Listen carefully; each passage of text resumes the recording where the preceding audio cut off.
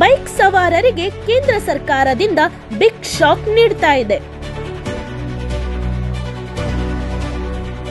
ಇನ್ನು ಮುಂದೆ ದ್ವಿಚಕ್ರ ವಾಹನ ಸವಾರರು ರಾಷ್ಟ್ರೀಯ ಹೆದ್ದಾರಿಯಲ್ಲಿ ಪ್ರಯಾಣಿಸುವಾಗ ಫಾಸ್ಟ್ ಟ್ಯಾಗ್ ಮೂಲಕ ಟೋಲ್ ಪಾವತಿಸಬೇಕು. ಇನ್ನು ಮುಂದೆ ಬೈಕ್ ಸವಾರರಿಗೆ ಟೋಲ್ನಿಂದ ಯಾವುದೇ ವಿನಾಯಿತಿಗಳಿಲ್ಲ. ನಿಯಮ ಉಲ್ಲಂಘಿಸುವವರು 2,000 ರೂಪಾಯಿ ದಂಡವನ್ನು ಕಟ್ಟಬೇಕಾಗುತ್ತದೆ. ದ್ವಿಚಕ್ರ ವಾಹನಗಳು ಫಾಸ್ಟ್ ಟ್ಯಾಗ್ ಮೂಲಕ ವ್ಯವಸ್ಥೆ ಅಡಿಯಲ್ಲಿ ತರಲು ಸಿದ್ಧತೆಗಳು ನಡೆಯುತ್ತಾ ಇದೆ. ಈ ನಿಯಮ ಜುಲೈ 15ರಿಂದ ಜಾರಿಗೆ ಬರಲಿದೆ ಎಂದು ವರದಿಯಾಗಲಿದೆ.